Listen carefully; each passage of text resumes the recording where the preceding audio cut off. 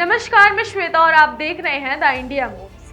जरा सोचिए, साल 2030 अहमदाबाद की सड़कों पर रंग बिरंगे झंडे लहरा रहे हैं, स्टेडियमों में जोश की गूंज है और भारत एक बार फिर दुनिया की नजरों का केंद्र बन चुका है। जी हाँ, अगर सब कुछ योजना के मुताबिक रहा तो भारत 2030 के कॉमनवेल्थ गेम्स की मेजबानी करने जा रहा है। कॉमनवेल्थ गेम्स के कार्यकारी बोर्ड ने अहमदाबाद को प्रस्तावित मेजबान शहर के रूप में सिफारिश की है और अब इस पर अंतिम फैसला 26 नवंबर 2025 को ग्लासगो में होने वाली जनरल असेंबली में लिया जाएगा। अब सवाल ये उठता है, क्या सिर्फ शोहरत मिलेगी या इन खेलों से भारत को बड़ा वित्तीय फायदा भी होगा? तो आइए इसे थोड़ा आसान भाषा में समझते हैं।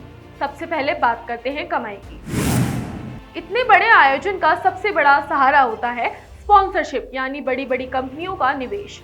सोचिए, जब भारत जैसे विशाल देश में कॉमनवेल्थ गेम्स होंगे तो नेशनल और इंटरनेशनल ब्रांड्स दोनों के लिए सुनहरा मौका होगा अपनी पहचान को लाखों करोड़ों लोगों तक पहुंचाने का। जाहिर है, इस कारण स्पॉन्सरशिप डील्स में मोटी कमाई की उम्मीद की जा सकती है।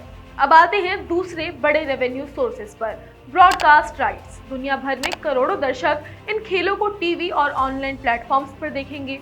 इन ब्रॉडकास्टिंग राइट्स को बेचकर आयोजक संस्था भारी भरकम रकम कमा सकती है। अब बात करें सीधे दर्शकों की जेब से आने वाले पैसों की, यानी टिकट बिक्री। खेल देखने के लिए देश विदेश से लाखों लोग टिकट खरीदेंगे।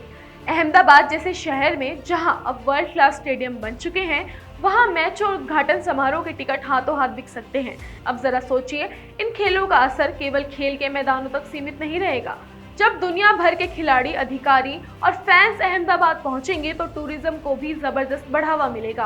होटल्स की बुकिंग, रेस्टोरेंट में भीड़, टैक्सी सेवा और स्थानीय दुकानों की बिक्री, सब में उछाल आएगा। ये सब स्थानीय अर्थव्यवस्था को एक बड़ी ताकत देगा। और हाँ, अहमदाबाद की संस्कृति, खाना और आतिथ्य देखकर विदेशी पर्यटक भारत की खूबसूरती को और करीब से जान पाएंगे, जो आगे चलकर लंबे समय तक टूरिज्म के लिए फायदेमंद साबित हो सकता है।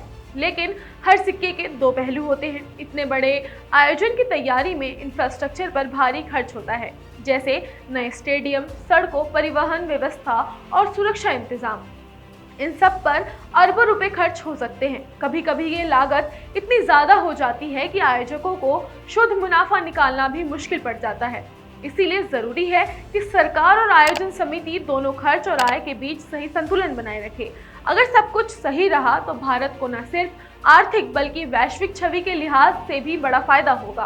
कॉमनवेल्थ गेम्स की मेजबानी से भारत दुनिया को ये संदेश देगा कि वह न केवल खेलों में बल्कि आयोजन क्षमता और आधुनिक सुविधाओं में भी किसी से पीछे नहीं है। साथ ही भारतीय खिलाड़ियों के लिए भी ये सुनहरा मौका होगा अपने देश की धरती पर पदक जीतने का और युवाओं को खेलों के प्रति प्रेरित करने का। तो कुल मिलाकर कहा जा सकता है कि 2030 के कॉमनवेल्थ गेम्स भारत के लिए एक आर्थिक, सामाजिक और सांस्कृतिक उत्सव साबित हो सकते हैं। तो कुल मिलाकर 2030 के कॉमनवेल्थ गेम्स सिर्फ एक खेल आयोजक नहीं रहेंगे, बल्कि भारत के लिए अपनी ताकत, संस्कृति और मेहमान नवाजी दिखाने का एक सुनहरा मौका भी होंगे।